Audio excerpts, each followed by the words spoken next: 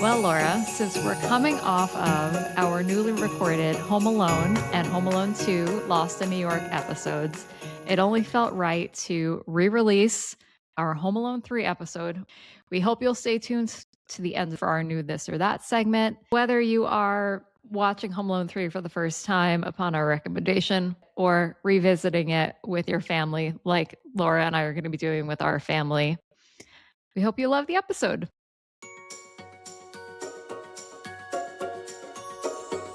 Today we're covering the not so loved Home Alone movie, the third, but it happens to be my personal favorite. And we're joined by the only other two people that I know and are friends with who also equally love this film. So we're joined by Thomas. So if you listen to our Ferris Bueller's Day Off episode, he's returning for his second John Hughes film. This was perfect alignment, and he clearly has a thing for our boy John.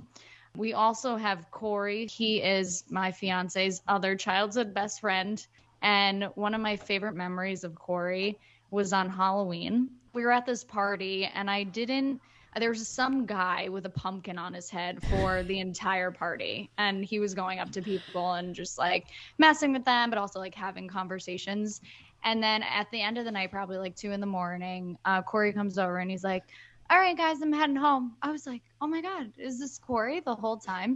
So it just felt like his like comedic humor just definitely fits in with like the fabric of this podcast. Michelle, what are we drinking?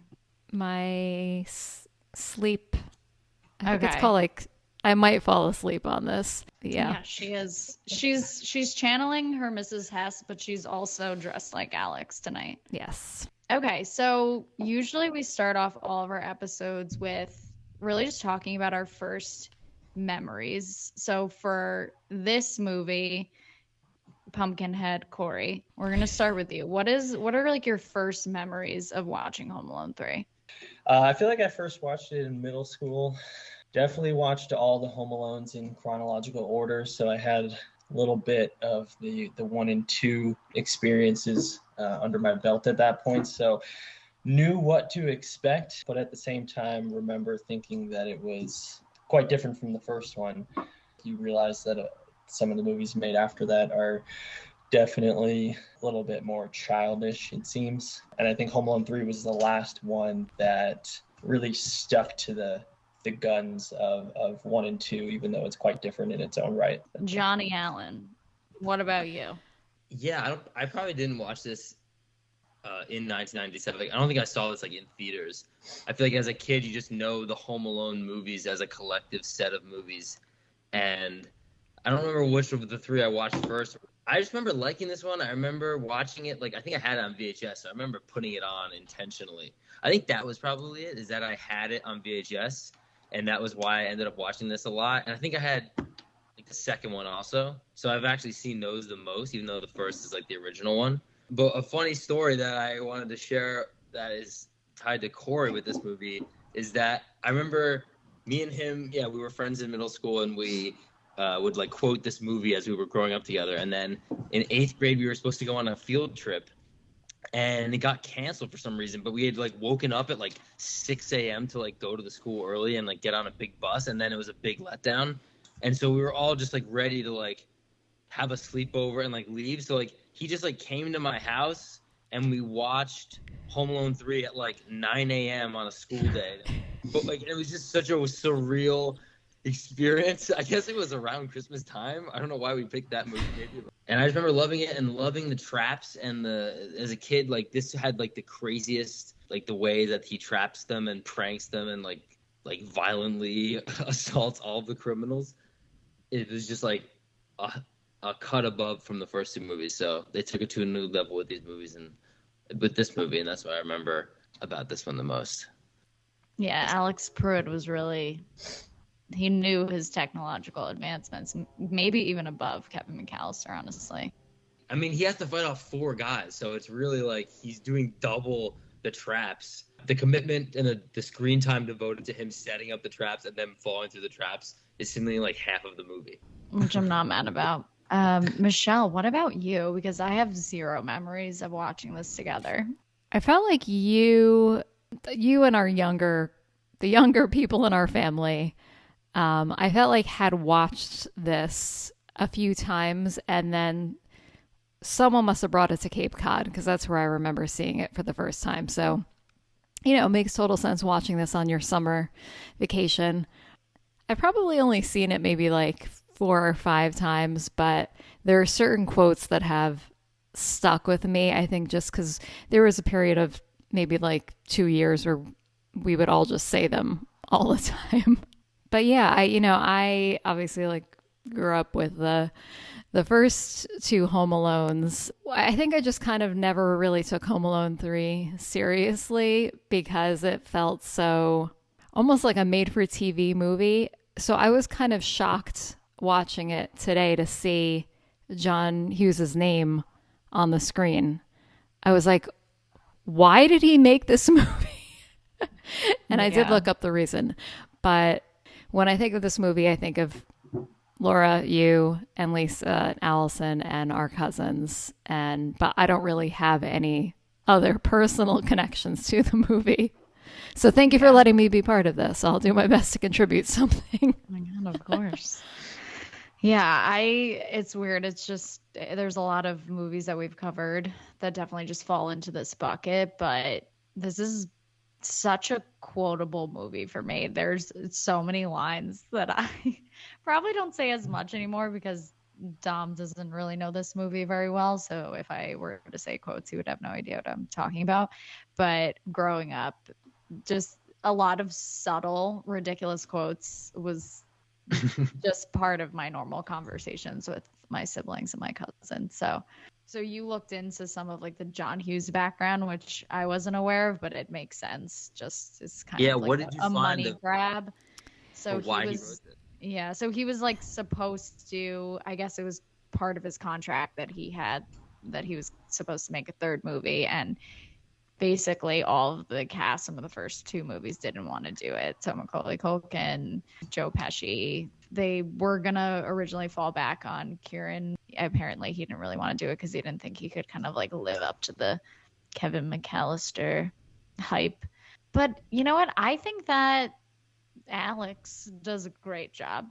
I think that he's a great standout role in this film. And I know everyone hates on this movie because it's not the OG Kevin McAllister, but I don't know. I think he's great. I kind of like him better than Kevin McAllister.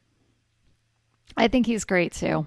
I think I would have liked him more if it was if he was like the first one that I was introduced to. And I agree. Like as far as like if this movie came out first before like the Home Alone thing was established, I feel like it actually is a great movie. I was just really confused why, if John Hughes was attached to this movie and Home Alone was so successful, why they didn't get like bigger actors. How was that possible that they weren't able to get anyone to be in this? Yeah. I don't know. They got Scarlett. Scarlett's That's true. standout role. I mean, her first movie. That was her Not first a bad movie. place. Yeah. I mean, Not a bad place to start off in your career. I think we can just jump right into our favorite parts of this. So, I just want to say at the top that Yeah. Roger Ebert gave this movie 3 stars, and it was his best reviewed of all the Home Alone movies. you see? And it is hilarious to read his review of this movie. Yeah, I feel like for having to fall back on B-list actors, I think everyone is really great in this film. So it wasn't like I don't know. I think it ended up working out well in the end. Yeah, but Thomas, I would love to start with you since this is the second John Hughes movie that we're covering together. What do you think worked really well? But also, what do you enjoy the most about this movie? Why is this like top of your list of the Home Alone movies? The reason why it's on this list for me is just that it's so quotable and it has so many funny quotes that I just personally like. Like, I don't know if the movie holds up all that well or if it's like that great of a movie, and I totally see why people don't consider it canon Home Alone. And like, even though John Hughes did write it, like I understand why people write it off. But I think, yeah, it has so many funny lines that are just delivered really well, and like they just kind of work as one-liners. And then the thing I wrote down that I thought was an interesting that stood out to me this time, that I was like, oh, this is like a cool thing that is like, I didn't really find anyone talking that much about it, but there is maybe this hidden like callback of John Hughes sort of giving the movie a similar scenario to the movie Rear Window, where he is like trapped with his foot like broken, and he has to like, he sees a crime like through his window. So in the beginning, when that whole part's playing out, I was immediately like, oh my god, like, is this like an intentional like trying to be in conversation with Rear Window? I think the movie quickly devolves into just absurd slapstick childish comedy and does not pay off on that Rear Window connection. But that was something that stood out to me, that I was like, oh, that's like really cool. And I do think something else that stood out that I think is what makes it some ways stronger than the first two Home Alones is that there's like a more justifiable, like rational reason why he's home alone. It's not that his parents like got on an international flight without him, which is just so crazy that they're that frazzled that they can't even be bothered to know that their child's on the plane, like in the first ones. But in this one, it's just like, oh, he has busy workaholic parents, and they had to like run out for a bit. And like in those realistic times, he's home alone. Like it's just a more like reason to be home alone. It was tough shoes to fill for like Joe Pesci, and I think that guy's name is Dan Stern. And the reason I know that is because I have a college roommate named Dan Stern. So shout out to Dan Stern. But the four actors, nobody actors besides the main guy, Oleg Krupa, who is this like Polish guy. That's in a lot of other stuff. Like besides them, they're just four nobody actors. They all like really just commit to the absurdity of the material and like really, I think, stand out. And some of them have some of these classic lines. Like they're delivering some of these classic lines that I still think in my head. So I think those elements make it like a worthy Home Alone, even though, yeah, I understand all the criticism. It's like an insane movie. But I also liked it. And and another thing that stood out was, like Ferris Bueller, I think this movie does a lot of great stuff with music and musical cues, and like the songs from this movie are so vivid in my memory, and like the montages of him setting up the traps I think are maybe superior to the original one, just because he gets so creative, and like his forethought with the with like planning out the traps is just so deep, and it's just fun to watch on this round. I feel like with the traps, they also really played nicely with working with snow and it being in Chicago, because I feel like in some of the other Home Alone movies, it's just winter, so the like snow is part of it, but they really like lean into some of those and make it very dramatic with it snowing on them while they're getting beat up. But let Mother Nature cover our tracks. This is a serious line. I agree. I think that my favorite aspects of this movie have to just be the four villains, even how we're introduced to them. It's has that like dramatic, like I think there's like a saxophone in there when they're walking through the airport, and just like they're walking in like they're celebrities. Everyone kind of should be fearful of them, but also knows who they are. So it's kind of like this weird it's very weird, but it works. Like Thomas said, they commit to the role, but they all like individually shine in their own ways and just have their individual quirks and roles as villains. Like Alice is like, actually, I think was always afraid of her as a child. She's like really intense. I think if I had a run-in with a woman who looked like that in my neighborhood, I would be very fearful of her. And then, you know, you kind of have like the dumb one who, you know, is just kind of like roped into everything else. And you have the leader, and then you have the one who just like follows instructions. What would they call it? The guy who's like the driver.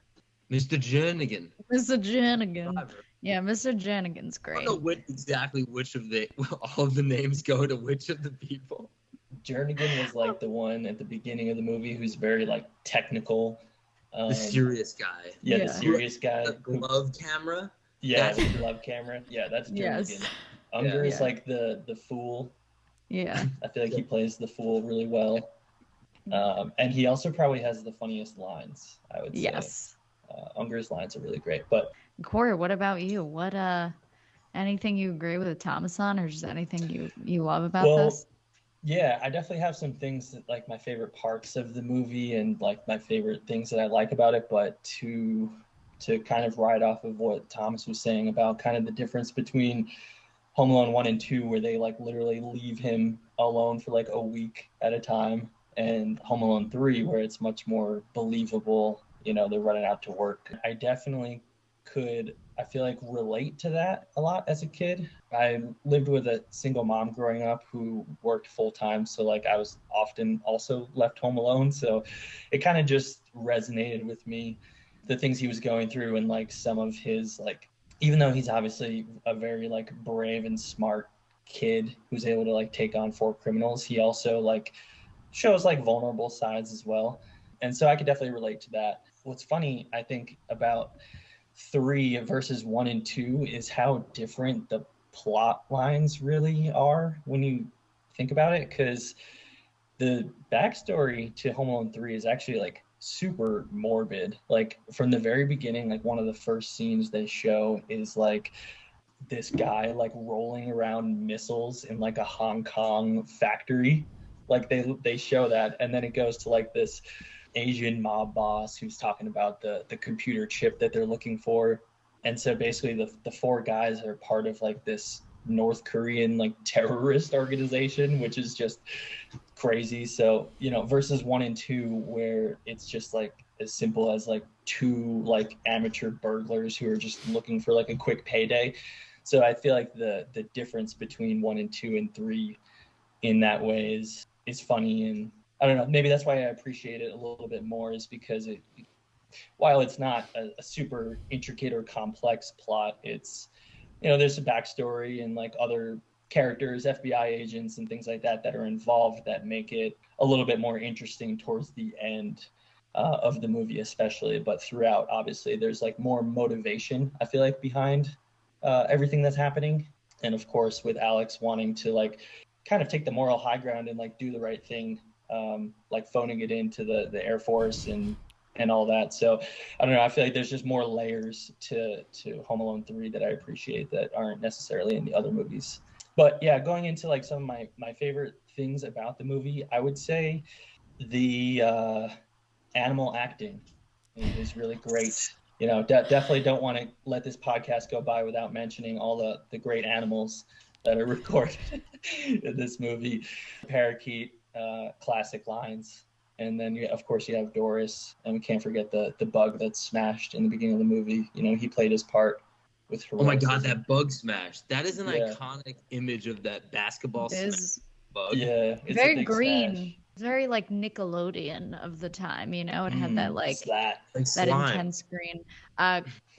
Corey, you also didn't. I hope you're not forgetting about a very important animal role. The dog, when they break into the house and he says freeze, and he freezes. Oh, right. I forget Actually, which neighbor. Yeah. Corey, But- what about Johnny Allen's dog? Yeah, what about Johnny Allen's Johnny dog as Allen's well? dog. No, that dog that does the freeze with the one paw in the air, that was actually Incredible. what originally got me to thinking about how great all the animals are in that movie. So, yeah, great animal acting. I think they did a terrific job there.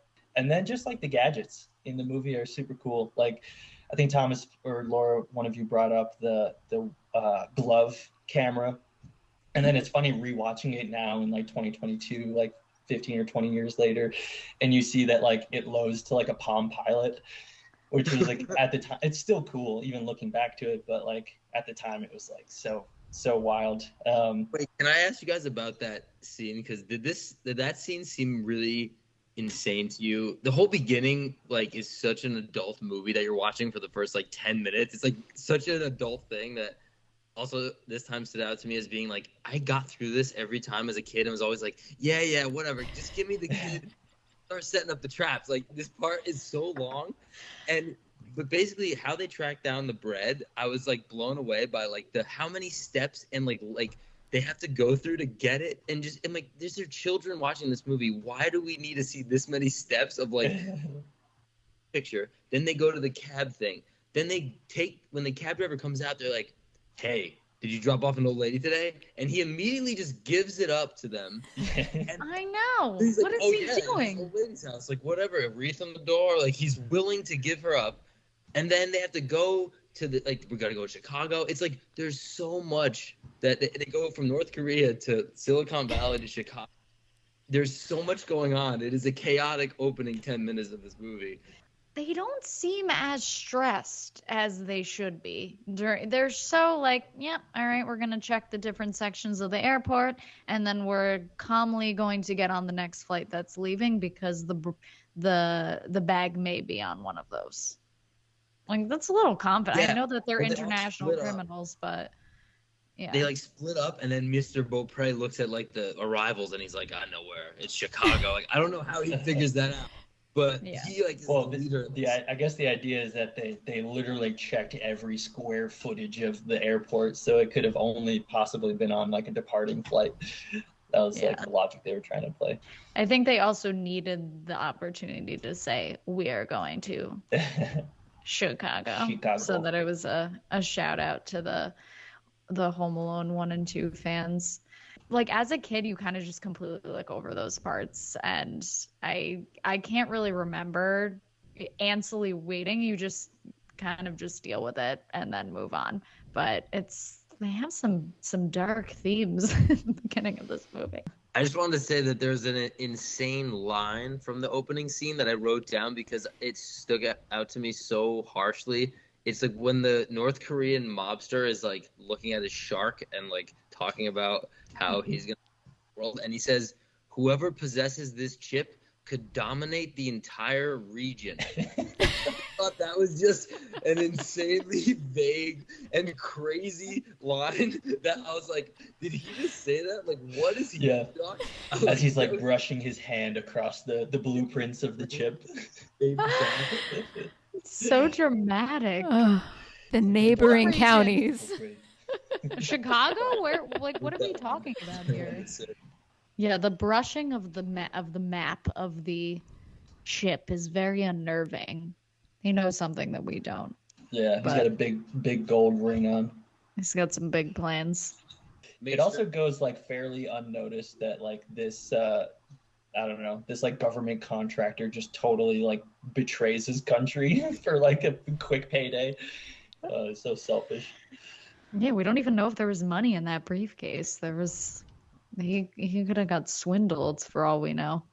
But should have. That guy looked stressed and cold. I didn't want to be him. Colder than Mrs. Hess. Yes, definitely. I first have to say something about the rear window comment. Thomas, this is now like the second time you've brought to this podcast an alternate way to watch the movie, because in Ferris Bueller you were talking about, imagine if this was all told from Cameron's perspective. So now I like immediately want to go and rewatch this movie through the lens of thinking that it's Rear Window. Other than that, I really like the late 90s-ness of it. In some ways, like, it doesn't feel that long ago, and it doesn't really feel super outdated for how old the movie is. Even like, I know you guys brought up a few of the technology.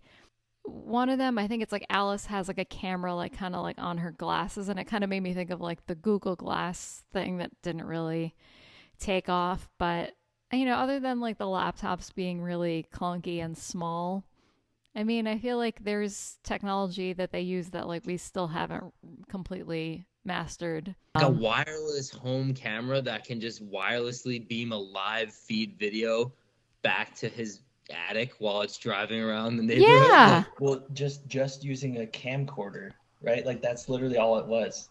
It was a camcorder duct taped to the remote control car. It's happening. I think that was some John Hughes wishful thinking. Yeah, it is. I think it's super interesting how like it's almost like half the technology and the gadgets in the movie were like super kind of dated, like the remote control car with the camcorder strapped to it. But then like there's also, like Michelle was saying, other tech that like I still don't even really understand today.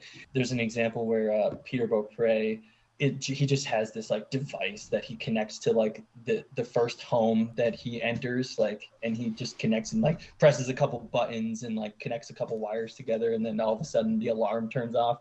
So like there's such an interesting mix of like really 90s old school tech, and then like definitely what at the time was like super kind of futuristic tech. So I feel like the mix of those two things is interesting in the movie.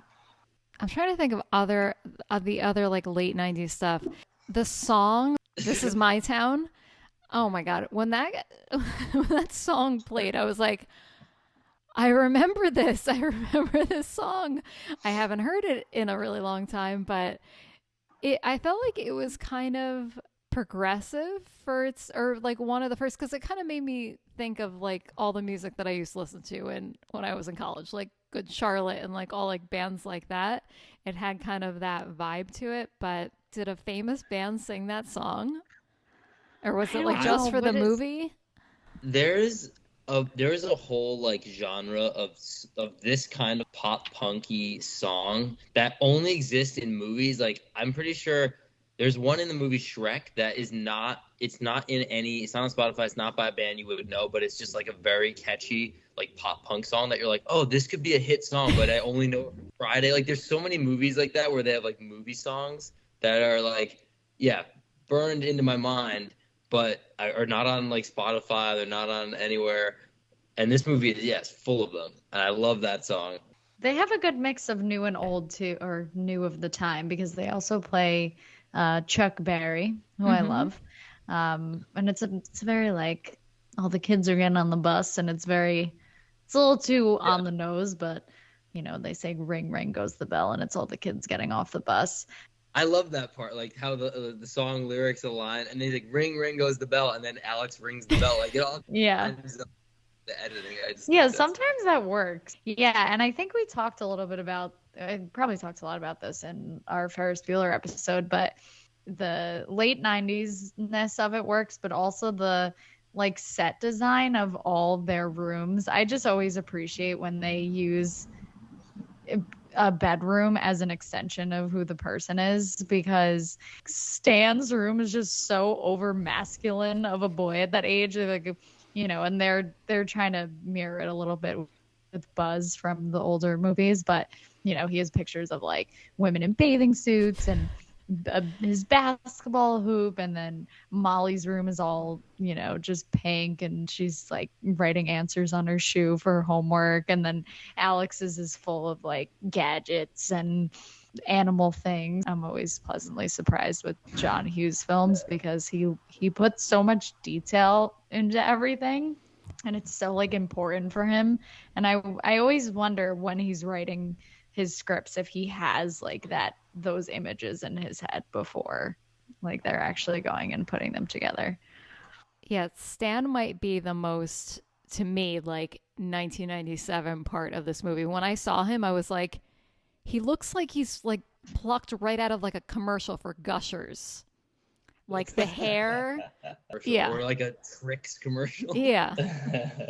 I just want to say off of what you said, Laura, that I also wrote down like, yeah, in the same way that Ferris Bueller has these great like room things, the intros to the two siblings are so good. Even though those characters don't really end up doing much in this movie, it goes to the brother just like listening to new metal and like bouncing a basketball menacingly in his bedroom, like thinking like I'm the man, like just bouncing it and like killing a bug.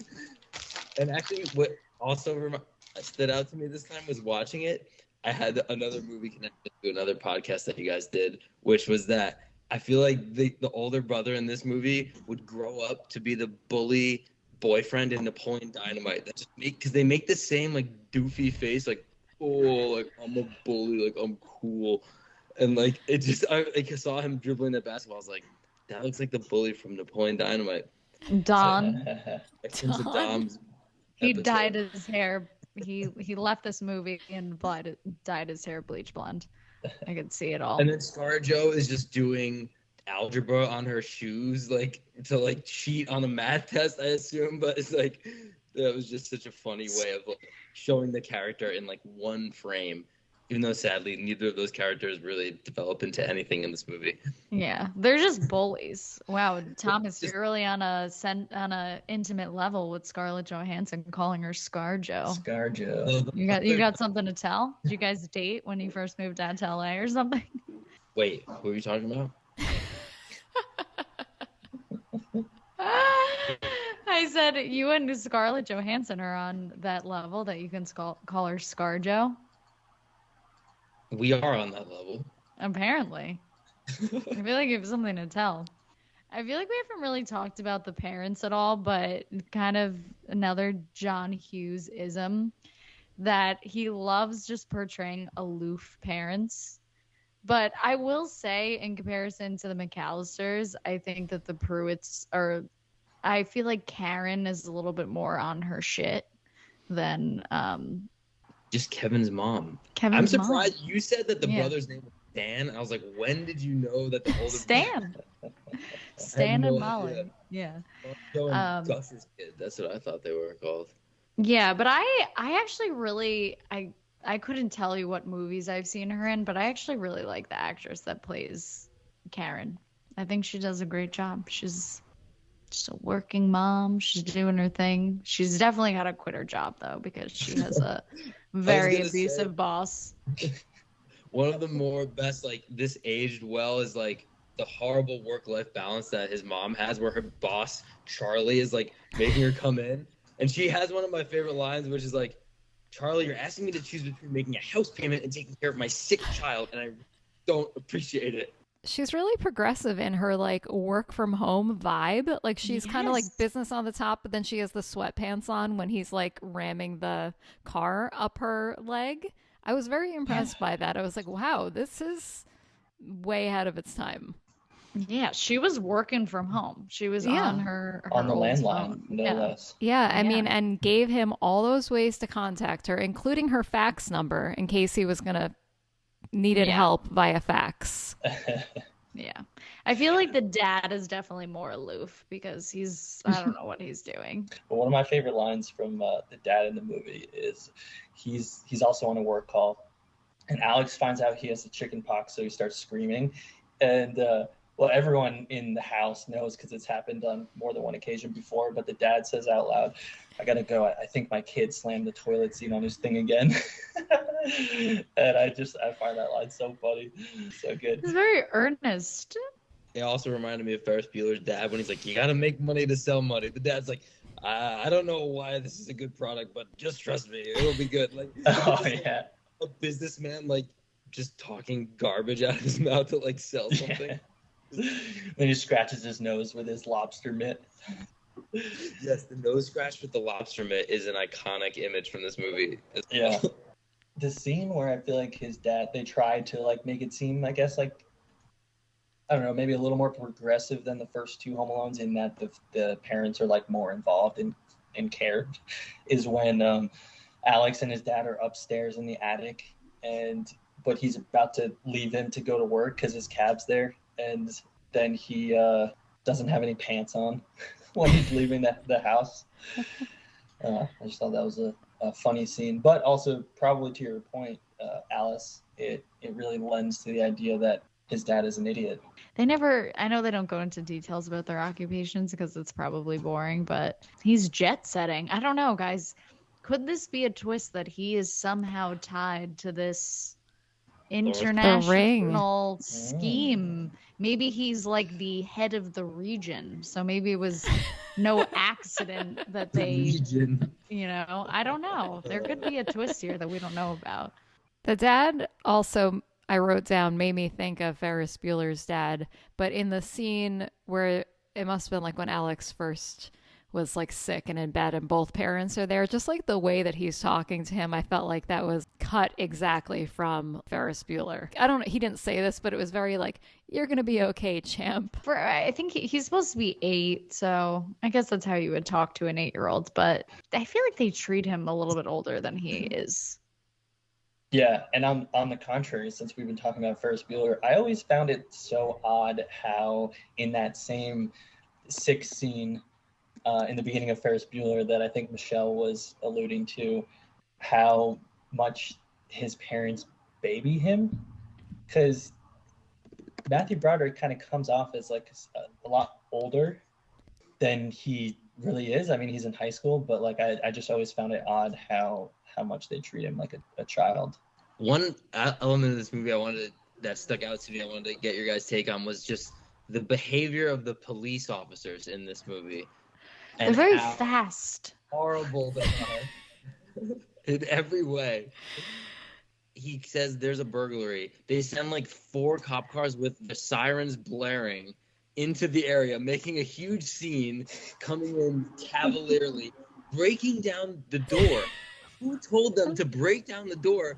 That is just terrible etiquette. And like then they have to pay the money for the door. Like it's so insane. And then when he's like they're talking to him, they're so mean, and they're like, he's like, "What about Johnny Allen's dog? Johnny Allen's dog was," and the cop's like, "Did he see it happen?" Like taunting him, like that just stood out to me. As a kid, I just figured like, "Oh yeah, that's the cops. They don't believe him." But watching it as an adult, I was like, "What a portrayal! What a negative portrayal!"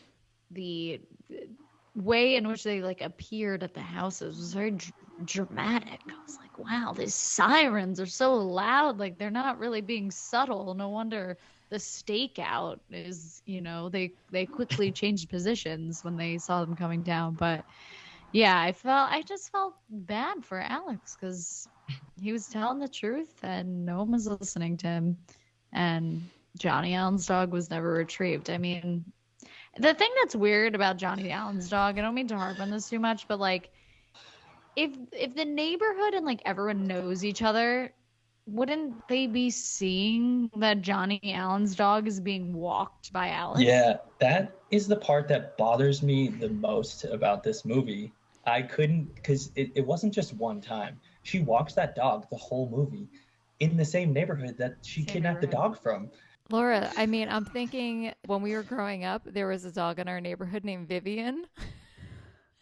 Like, could you imagine if we saw like someone like Alice Rivens walking Vivian and not saying anything? That would be so suspicious. Yeah. If I was Johnny Allen, I would be ripping down the neighborhood. But notice, like, what happened? Where is Johnny? Why isn't Johnny taking more action? There's no missing posters. Yeah. He's at school. He's got to go to school. I feel like I guess he isn't putting up posters. He apparently called Alex to talk to him about it, though. He never read The Puppy Who Lost His Way. I feel like that's a good point, though. Like, do we feel like it would have been fun for this movie to have more supporting child actors, like other kids in the neighborhood that Alex is interacting with, or does he need to be the lone soldier in this? Like, if he like goes over to Johnny's house one night in his slippers when he's sick, but he like escapes and he's like, I need like help. I don't know. I want to ask about, this is a good question, because is Alex lying when he says, I talked to Johnny last night about his missing dog? Because when did he call his friend Alex, by the way? And when he talked to his apparently best friend, Johnny Allen, he didn't say like, hey, I've been seeing all these crimes happening. He's just like, oh, that kid's just complaining about his missing dog. And he's just like, oh, cool intel, Johnny. Like, I'll funnel this up to the cops. Like, what is going on in the interim when we're not seeing Alex? I feel like Alex is truthful. I trust him. He does not lie in this movie. Yeah. He really, that's why I feel like as a differentiating child, I feel like Kevin McAllister is a little bit more mischievous and he's trying to rally up trouble, where Alex is just like, he's sick and he's home and he likes his gadgets and his animals, but he's really trying to do good. He's trying to be a good citizen, for sure. Yeah. I have a question. I meant to bring this up when we were talking about the cops. Also thought they all looked like they had like just come off of SWAT training and were like trying to put what they learned into action. I always, whenever there's like something that's off in a movie, I always try to like write in my head something that would like make it make sense. So I was wondering, is this supposed to be in the same universe as like Home Alone 1 and 2? And if so, maybe like after what happened with the McAllisters, they were like, we got to crack down and get really serious about fighting crime in this town, even though it's years later. It's possible. That could be. I would love to watch this movie now with the lens of how can you find a connection between this and Home Alone 1 and 2 to see if it's in the same universe? Because it is in Chicago, but other than that, the family's a different name, but it's the same style of like house. They may live like on the same block. That would be cool if Kevin McAllister's lived down the road. If they were one of the houses that they had to search, that would have been a nice Easter egg to include. But And they could have done it. When they're going through the other houses, one of them just have pictures of the McAllisters and just have that. Oh, missed opportunity for the Marvel Cinematic Universe, guys. Missed opportunity. I guarantee you that Kevin McAllister's dad would have been home and he would have been so aloof and not even known what was going on. Something I wanted to ask you guys about. There are two fashion outfits that stood out to me with this movie. First, on Alex, when he is just wearing the Darth Vader helmet with no front, and it's just the back of the Darth Vader like hair. I always thought that was like a cool look as like a 5-year-old kid, and I was like, I don't want to just walk around my house with like the back of the Darth Vader mask on, but like my face exposed. It's very functional. Yeah, it's just a cool like I'm homesick look, and I'm just like the lord of this attic, and like I'm just like marching around. He is wearing a lot of different outfits throughout his time and his Rear Window experience. You know, we're introduced to him when he's shoveling Mrs. Hess's driveway, but I love the details of, you know, because growing up when you would go play in the snow, the amount of layers that you needed to wear and just the dramatization of him like really needing to itch his chicken box and he has to take off like every single piece of clothing to get down, and I could just like feel the sweat in there, but also the coldness of like growing up in the Northeast and during winters. Good job by the wardrobe crew on this movie. They did a good job. You know, Michelle talked a little bit about Karen's work pants, but I think it worked. They did a good job. I think when one of them, I think it's Unger, takes the gorilla outfit. It's like this like 70s disco outfit where he gets like electrocuted a dozen times, and he has like these white and black like big boots and long blue pants. So it's just funny. Yeah. Yeah, I feel like that was probably like a nod at that him growing up during that time period and that being like stored away in the attic somewhere. Also the villains' outfits. There's a lot of outfit changes, a lot of disguise changes. Specifically, Alice at one point puts on a like I don't know if it's a New York accent, but when she's buying the house and she's like, my boys are just gonna love it, yeah. And she's got this like the blonde wig. Why didn't she keep rolling with that wig? She wore it once and then she's like, she just reverted back to her mom jogger vest outfit. I think my favorite Mr. Unger disguise was the old man, specifically when he gets rid of the cane and during when the he chase. jumps It's very and dramatic. his hands like go through the slushy snow. Like I feel that every time when it, like, I know. It's, like, having at the car and it's just like slush. Yeah, Mr. Beaupre definitely got the shit end of the stick with the costumes because he just wore black the whole movie, but everyone else got to have a lot of fun in their costume choices because they were wearing different disguises. All wearing the same disguise when they break in the last time. Yeah, with the unified white camo outfits. I know that they're just trying to my blend favorite in part with the of the snow, but wouldn't that make them stand out? If I saw a group of 4 people walking in all white camo suits in where a did they get neighborhood, those from? Do you think those I are don't know. like company appointed? They're like, all right, guys, for the So. last mission, corporate is sending you guys matching uniforms. It's to show how we appreciate the hard work of going through every house one by one, like the most inefficient way of finding this chip. Maybe that's the product that Alex's dad is selling. He's like, I can't tell you why it's good, but it'll help you blend in with the snow. And they somehow stole it. I'm surprised that they didn't. They probably did, but they could have stolen so many clothes in all the houses that they were going. Then they were in a lot of closets. There was one point where he opens up the what he thought was the bread bag, and it's just like a bag of scarves, you know.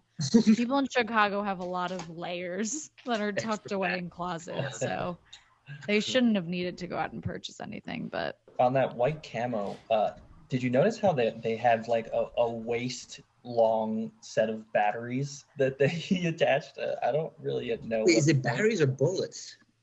Were they bullets? I thought it was they were ammo. batteries. Yeah, I thought it was some kind of explosive. oh my gosh. I guess it could be ammo because what you just made me think of was when Peter Beaupre, I believe, gets into Alex's house for the first time after he like saws through the front door and he hears the doll crying in the closet and he opens it up and he gets punched in the gut and then his shotgun shoots him right in the ass. Insane scene. Insane. So They many love their layers. guns in that movie. I Much know. more so than the first two. They all had their own pistol with a silencer on it. Like very, very gun heavy movie. They have them, but Yeah. they don't use them really against Alex. They just use them to like shoot shit onto each other. guns. Yeah. Don't really utilize them well. I know. No, it's interesting how like in the beginning of the movie they're like portrayed as these like professionals, and then as soon as like Alex enters the mix, they just like lose everything like that they know. Like all their training just goes out the window. They just become buffoons for our Yeah. pleasure. They all become Mr. Unger. They're all like the same level of him. Before we move past fashion, I need to bring up two things. One, Alice's like Russian hat, which again, like is like they're trying to be undercover. They're trying to go like undetected, and I feel like her outfits just kind of keep escalating and drawing attention to her. And I loved that hat. And also, I wrote a note that Mr. Unger has like I'm very jealous of his hair. Before he gets like before it gets really big and he gets electrocuted. It is Mr. Unger, right? The one with like Yeah. the longer hair. Yeah. But I'm like, did he just go and get like a blowout? It's like right before that scene, it's like perfectly it's like nice and voluminous and like brushed really nicely. Maybe that was included in when they got the white camo. I always thought it was very strange that they were just able to go and like purchase this house in 24 hours, but It's maybe available immediately. they On the needed block. closet space. On a So suburban block of families, there's just one much smaller house that is open for rent that week, the week of Christmas. Like Christmas, is it ever like Christmas is really in the background of this movie? Like they don't really even talk about. I don't really think it's ever mentioned.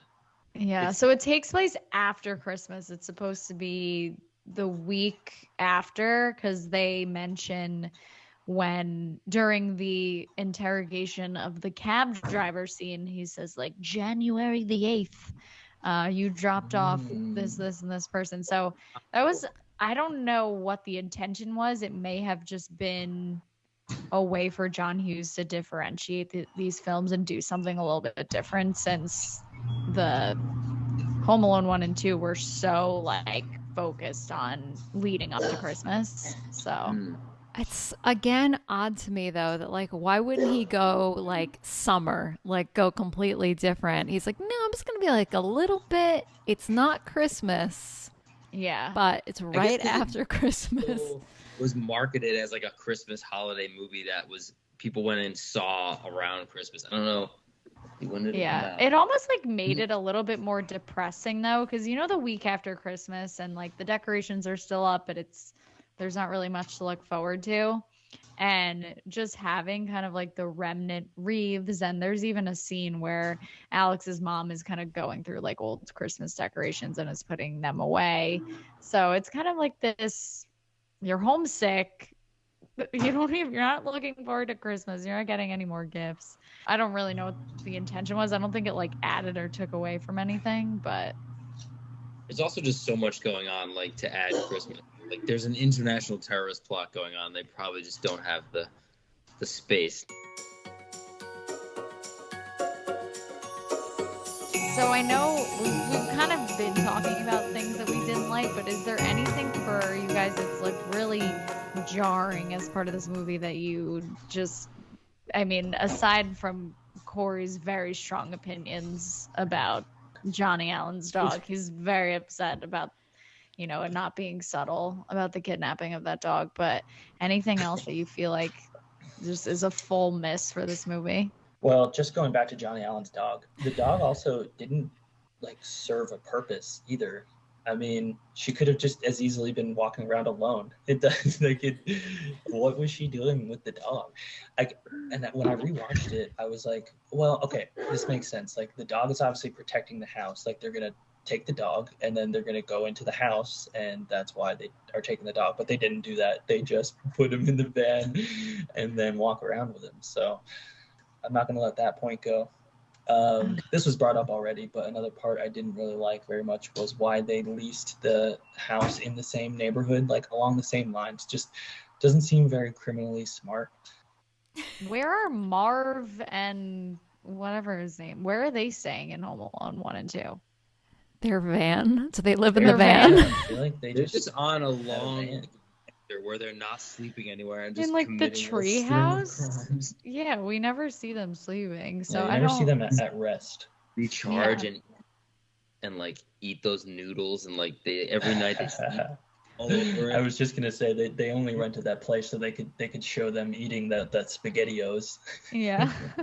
Something that I was like bothering me this time was just how rude Mrs. Hess is out of the gate to Alex, who, just to set the stage for what the scene is, like, he is an 8-year-old boy who is shoveling a full driveway for this old woman for I would assume to be a fair price, and he does it, and she's like on vacation, and then she comes back from vacation and he does it like late or something, and he's like, sorry I was late, like, I understand if you don't want to pay me. Like, he gives her that option and she's like, no, just so you can like tell everyone, like, you rude boy. And she's just out of the gate so rude to him, and he's immediately shown to be virtuous, and it's just an immediate like, wow, I hate this lady so much, why is she picking on this kid? He's a good kid. And it takes her getting like tortured to like see that he's a good boy. So this like the overly like backbending that Mrs. Hess has to do to see Alex as a good kid, I was like, this is just so ridiculous. She obviously had to trudge through her driveway when the cabbie dropped her off, so that probably ticked her off a little bit. She doesn't Yeah. like being cold. It's kind of the opposite of Home Alone, like with the, you know, like the old guy neighbor who is like actually nice, but like Mrs. Hess, they don't really ever redeem her. Like, she is actually mean. Well, they She's they an like evil they're friends at the octogenarian. end. Yeah. Yeah, but because they had a bonding moment. Yeah. An evil octogenarian. I know. Why is that line used in this movie? I As a- didn't catch that. Like, Like, what that meant, and I was so confused when he said the evil octogenarian. I'm like, yeah, octogenarian. I'm like, is it like the locksmith for the door that he has to replace? Like, that actually sent me in a whirlwind as a kid over yeah, what. I had no idea what that was, but it's actually a great line when you think about it again. Some of the parts of him just messing with her, like with changing her TV to Jamie Foxx music video, like really sent me over the edge. And I forgot how much I love that, but Is it ever explains, like, this woman clearly is doing okay, like why she doesn't hire professionals to shovel her snow? I don't know. And she's flying to San Francisco just to get bread. Like, Maybe Mrs. Hess is in on all of this as well. No one can be trusted, because what was she doing in San Francisco? What was she doing there? Who was she visiting? She doesn't like people. So clearly she actually, wasn't going like- to like visit a friend. She didn't go there to get sourdough bread. They have really great sandwiches in Chicago. So I don't feel like she needed to go all the way there for a loaf. Michelle, anything else for you? Just, That I didn't like? yeah. Yeah, this is, you know, just creatively, they had the opportunity to kind of like do something different with this movie, and it just kind of annoys me how many things they kept exactly the same, including like, the famous like scream that Kevin does that he made Alex do. The fact that they like made the mom look like exactly like the mom, it just, I'm like, if you're not going to do it exactly, like just do something completely different. There are so many things about this movie that are great. It's a great plot. The villains are great. I felt like they tried to stay too close to like the Home Alone brand. And anytime that happens, it always makes me feel like they think the audience is like too stupid to adopt something new. Yeah. And I feel like the aspects of it, of the fact that it was different, are the parts that worked the Yeah, best. The parts that exactly. it being four villains and Alex having a different disposition and all the things we're talking about, that it's more realistic of why the parents aren't home. I think all those like pieces worked well. Should we move into our favorite scenes? I know we've been sprinkling in hints about what we like most, but Michelle, let's start with you. What's your favorite scene? I don't feel like this is just one scene, but I think this, I would say the same thing about like the other Home Alones. I just like seeing him, like the montage of him putting all his traps in place, which were like bountiful and extremely creative. I was like, this is like great problem solving. This is going to be like, this kid is going to grow into be like an adult who does something productive. Thomas slash Johnny Allen, how about you? I mean, probably same. I think the scenes of him setting up the traps, like, even though they are gratuitous in this movie, and as an adult, it's like not as much of like a thrill to watch. I think this the montage. Actually, no, because it's a montage, and it's like when he's like tucking his mom in, and he's like doing all these things, like just as a part in the. I think that part definitely like shines because it combines like what's good for the kids, like just watching him set the traps. I also love the scene, the morning of like the big trap, because he sets the traps up at night. Then there's like a break where he like, gets his mom coffee and like does like don't you want to fill your cup with some hot coffee? Some And, like, yummy. that whole stretch I think is actually probably my favorite stretch because you get the trap stuff, you get him and his mom like really bonding, and it's like really nice. And the mom's like, keep an eye on the old place. He's like, I will. And then like the door shuts and like it's like the gust of wind. Like it's a very like there's a lot of like dramatic and then funny and like all these moments that happen. And like the dog is going back and forth and like tying him up at the front door. I would love to just come in on the movie here and just watch like it was on TV. Like that would just be a part I feel like that I saw a lot and that I think really stands out. Yeah, I feel like that's very much the tone of the movie, that it flips back and forth between these silly, sentimental moments and then these like really dramatic, serious, scary parts, and they like play into the music in those parts with kind of like the flutes and the Yeah. very lighthearted music into like the terrorist music in the background. Yeah. So, but I think That, I it's was gonna weird say, and it works. Yeah. that also being juxtaposed with like any scene with the North Korean guy and his sharks, just like hilariously a different world from this movie. Just like we have to dominate the region, like we need the shark. Like it's so serious, like The sharks. overtones, and then it's just like a kid in Chicago. Yeah. I would actually say probably the end scene. It could be like a couple scenes kind of combined into one, but it's all the same idea. And it starts with they've caught 3 out of the 4 bad guys, and the one guy is hiding in the igloo in the backyard. And it goes to the FBI agent who shows a picture to Alex of Peter Beaupre. And he says that he always manages to slip away. And then all of a sudden the parakeet is riding the remote control car into the igloo. And what I like probably most about this scene is it kind of makes you flash back to earlier in the movie when Alex is setting up his traps and he needs to steal those explosives that he lines the igloo with from his brother. And in order for his parakeet not to talk, he gives him 2 Triscuit crackers. And then about halfway through the movie, Peter Beaupre eats, for whatever strange reason, a grown man chose to eat one Triscuit cracker and hold one in his pocket. I don't know why he did that, but obviously it's for the final scene where the parakeet says double or nothing, and then lights the igloo on fire. And for whatever reason, I always remember in this scene, it's such a small detail, but as the igloo's exploding, there's like a little kiddie pool that always shows in the scene, and it like bounces off the trees, and it's just like such a minor detail that I always remember and think of when I think of that scene. But yeah, that'd probably be my favorite.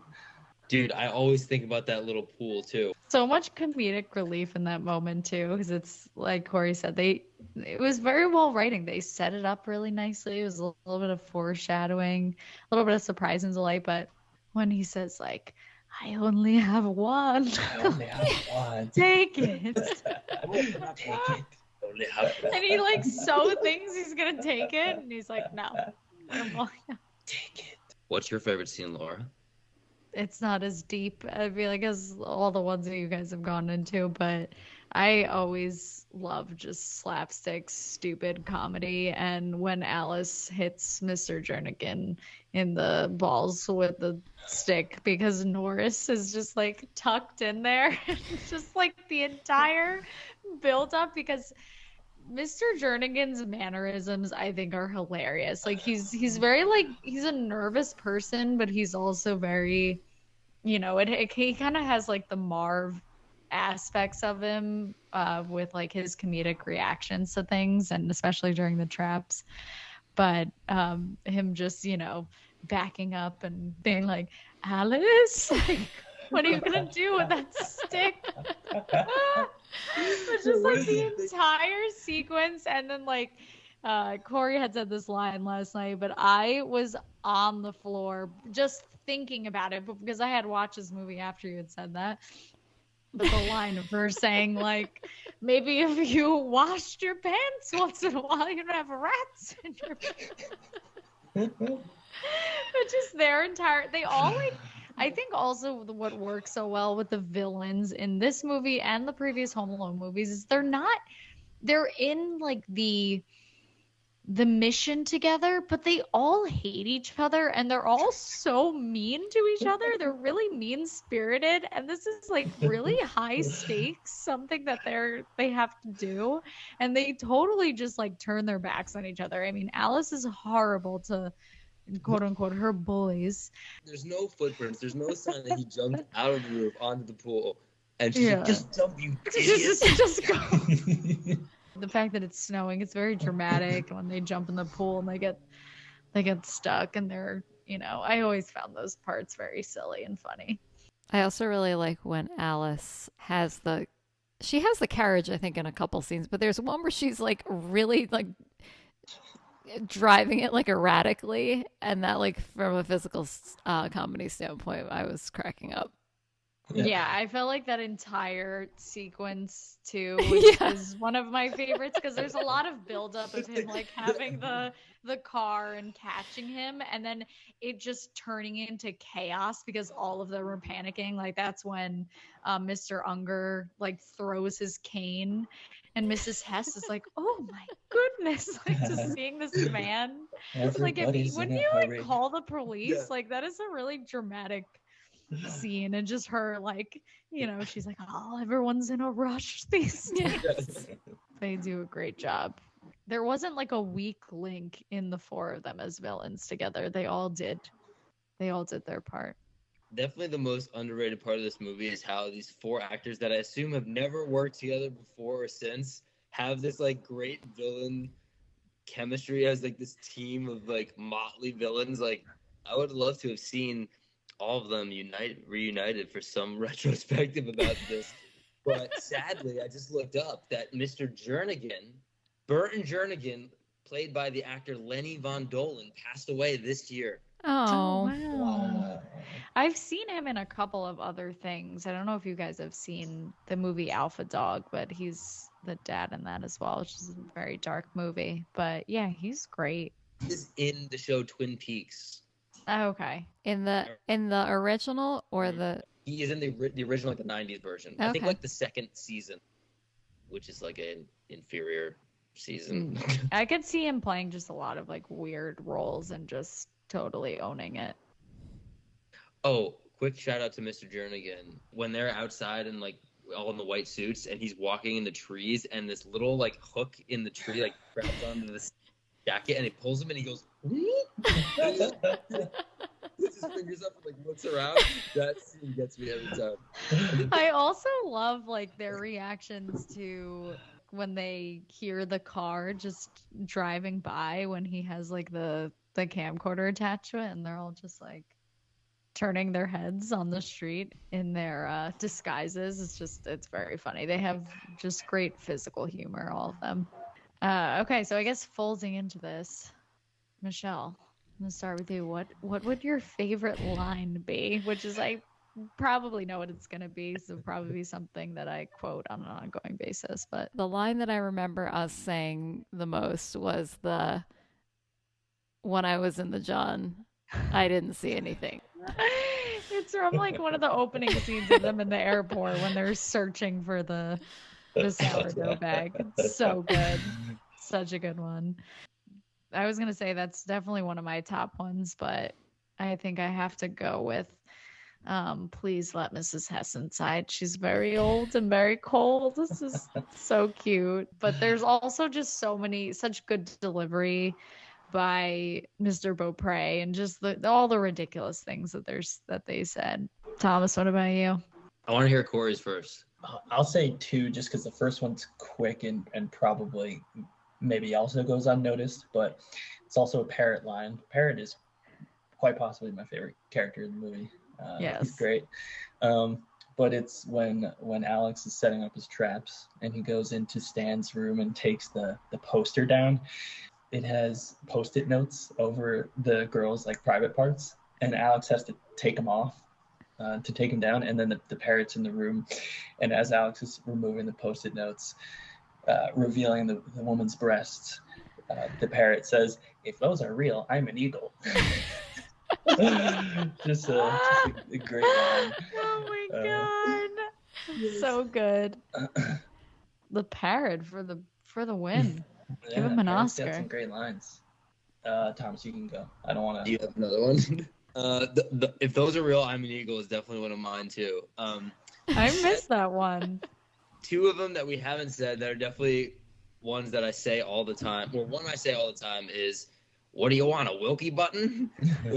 When they're like pretending they're moving into the town, and Mrs. Hess is like, they're like harassing Mrs. Hess. "Yo, we just moved in. What do you want, a Wilkie button?"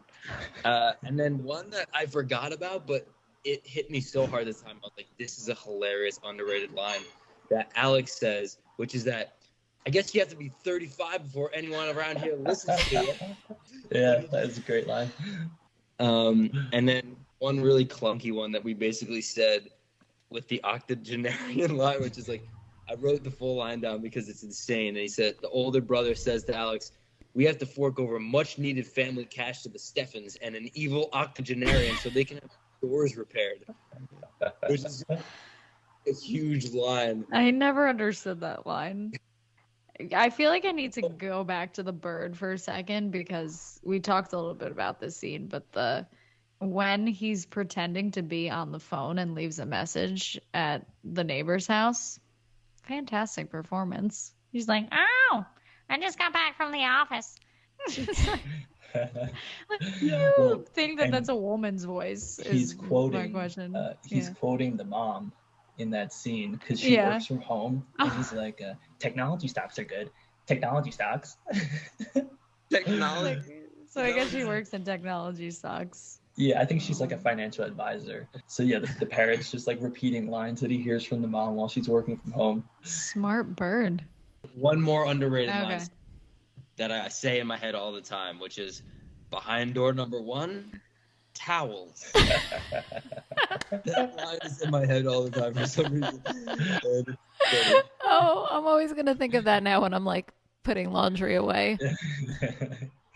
His delivery is so good. When Mr. Beaupre tells him they're going to Chicago, he goes, "Chicago, in the winter, I packed tropical." Tropical, yeah. He just has Why? such They like were a in San dry Francisco. delivery. Why did he buy tropical?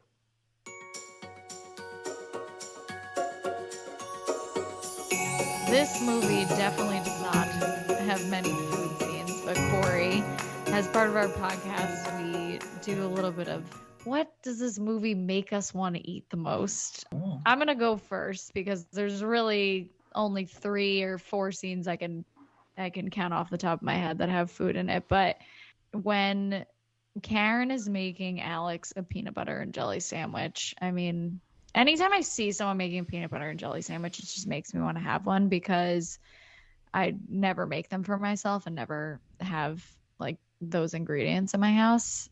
And it also kind of makes me want like a peanut butter and fluff sandwich because I just associate that with the 90s and just having that as like a really unhealthy snack, especially at 8 a.m. when she's making it for him. Gotta be my go-to. The villains don't eat a lot of food either. Everyone's just cold and stressed out. The spaghetti scene, I think, is probably one of the more notable ones. They're like all like agonizing over the long remote control car chase where they're bumping heads and jumping on the ground and getting slushy, and then they're at home and they're all like sharing and stealing ice packs from each other, and Unger's just like, I think he's using chopsticks.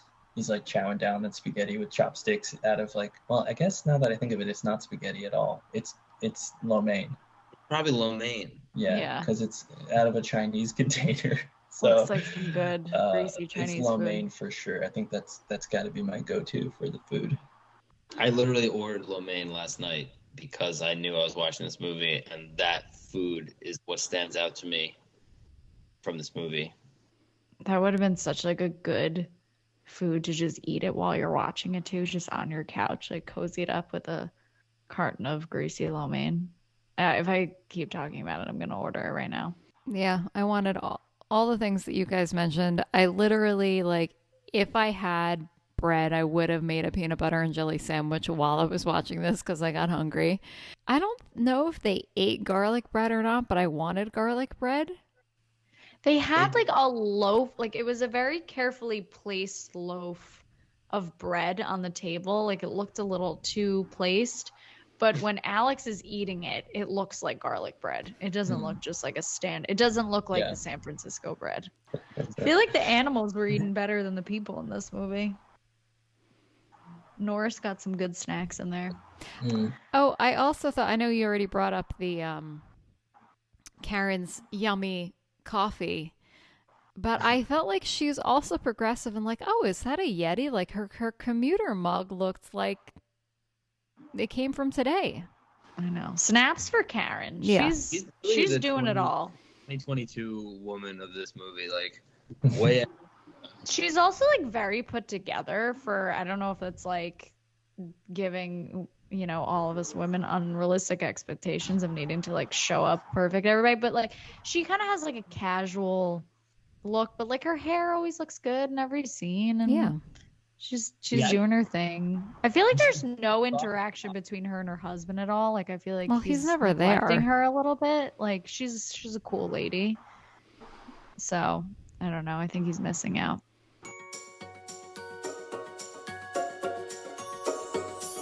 Corey, at the end of every episode, we come up with a hypothetical dinner party. So we all give each other a couple characters from the movie, and you have to think of, based on who they are or really just whatever you would want to make for these people if you were having them over for dinner. Thomas, I'm going to start with you. So I'm going to give you, maybe because there's 4 of us, maybe we just do solo dinners, but if you want to include multiple people at this party, go for it. But I'm just going to give you one person. So Mrs. Hess is coming over to your apartment in Highland Park. What are you making her? She is taking a trip from Chicago to Southern California, not Northern California this time. And you got to make her dinner. What are you making her? Wow, I actually know exactly what I'm going to make her, and it's really sad because it's probably one of my own favorite meals, but I think I would have to give her iced tea so she can get tanged up. some cigarettes, and then a tuna melt on sourdough bread. Ooh, I love tuna melts. Ugh. Thomas, you're holding out on Domini. I love a tuna melt. You never made me one. What's going on? I love to get them at diners. I've made them a few times, but Oh, same. I'm more of a tuna melt consumer than it's. I should probably perfect my own tuna melt recipe. All right, this week we gotta go see a movie, I will. and then go get a tuna melt at a diner because I'm gonna be thinking about this for the next 7 days. All right, Corey, you are hosting a dinner party with the North Korean mob boss.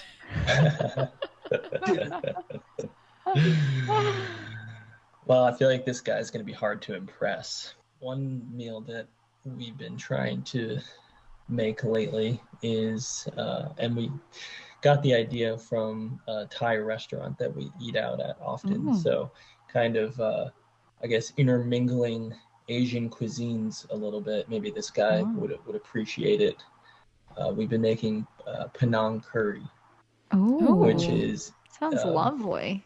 Yeah, I'm not sure if you guys are familiar with it, but basically it's a curry dish usually served over white rice, and it's made of coconut milk is the primary base, and there's typically you can put whatever kind of meat you want. Chicken, beef, and shrimp are all popular options. Kind of a soupy mixture with roasted vegetables, and we like to put chicken in it. Maybe he would appreciate that, being from I feel like Korea. that's really impressing him. It's gonna be a good one. He probably is wined and dined pretty often, so I don't know that a homemade meal for me would be very impressive, but maybe he'd appreciate the effort.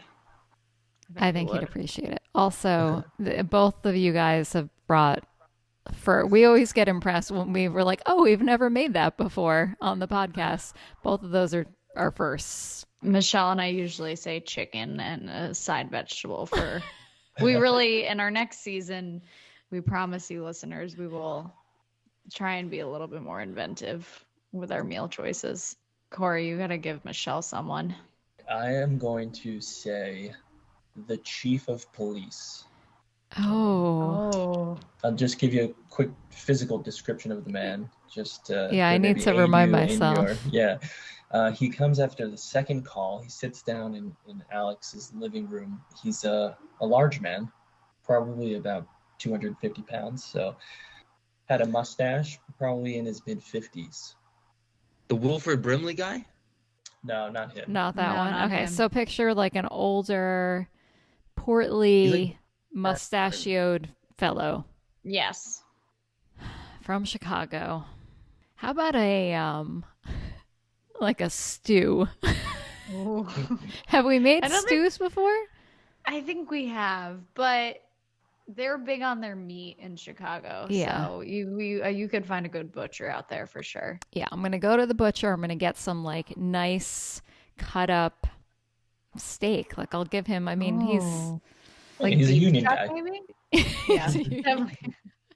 He likes and his meat. and load it up also with like vegetables that make it taste good. Like I'll put like peas and onions and make it really hearty, and I'll serve it to him with like a nice ice cold beer.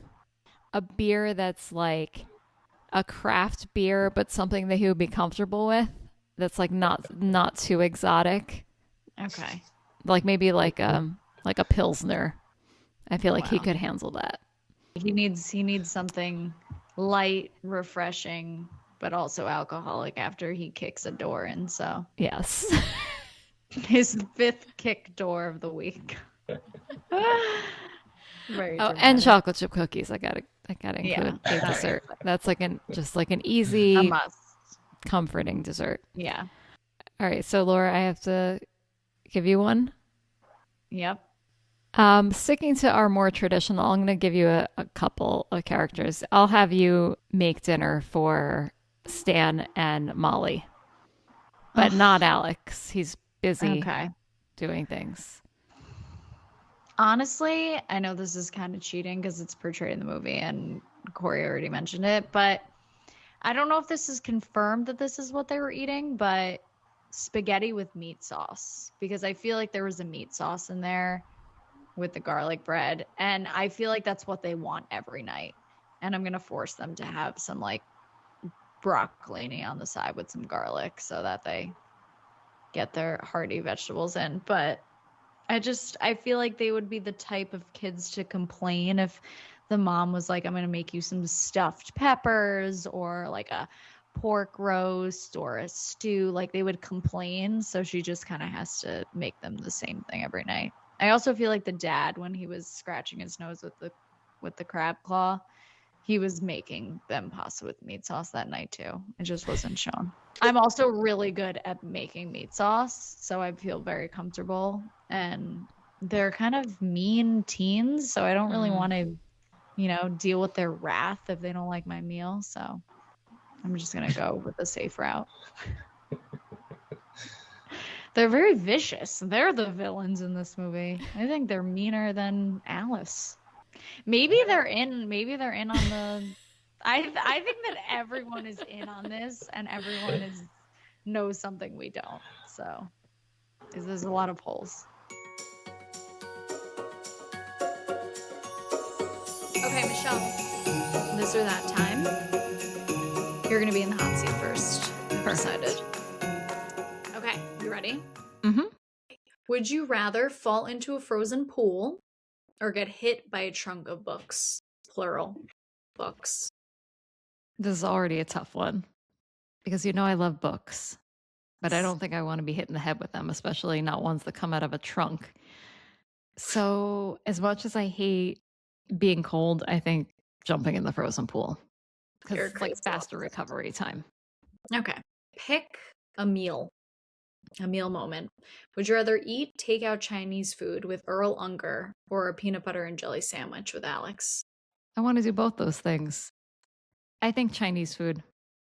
Okay. Would you rather shovel Mrs. Hess's driveway or play bridge with her and have to smoke cigarettes and get hopped up on iced tea?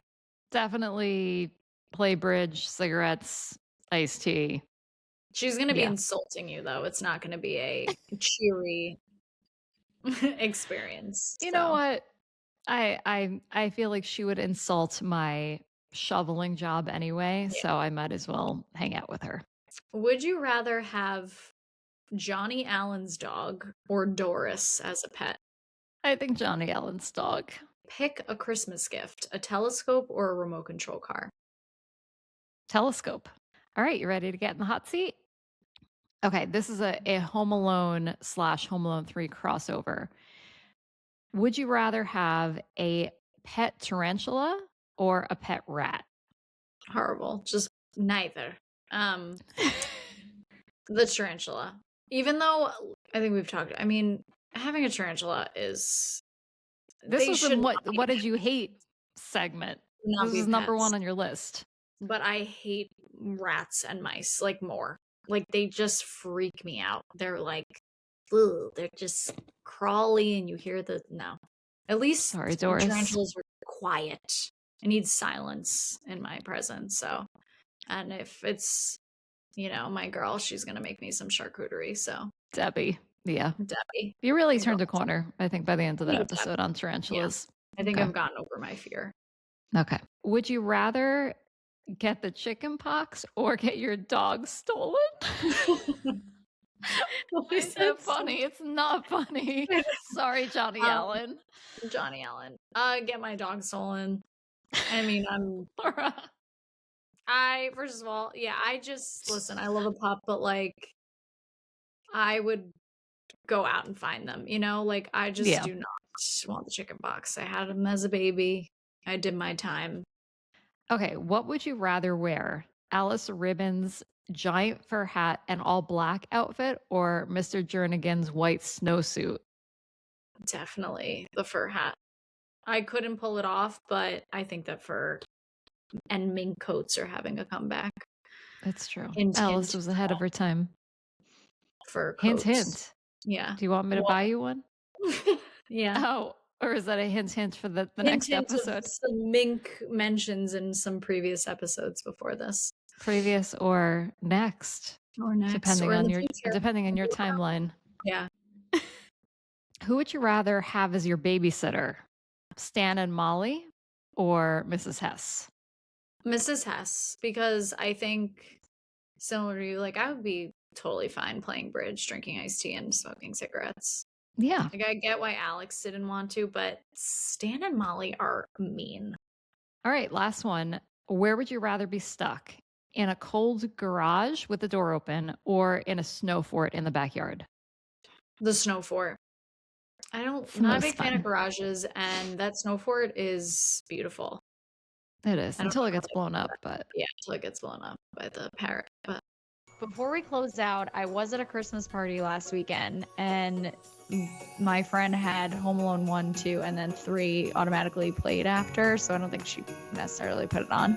But there was a girl at the party that I met, and she said, "Oh, Home Alone 3, that's my favorite Home Alone." So I think that there's more Home Alone 3 supporters out there, and hopefully some of our listeners agree with us. And if you haven't listened, I hope that you change your mind after listening to this episode, because it's comedic genius, and Kevin McAllister does not stand a chance against Alex Pruitt, let me tell you. no. I'd love to see a battle between them. Oh, who would win in a battle between Marv and Harry and these four? Oh, I don't know. I think that these guys have them beat. They have the technology. The tech, yeah. They have Johnny Allen's dog. They have it all. They're prepared. All right, guys. Michelle, I know it's late for you, so Gonna I'm roll also right into getting bed. sleepy. I might go order some lo mein.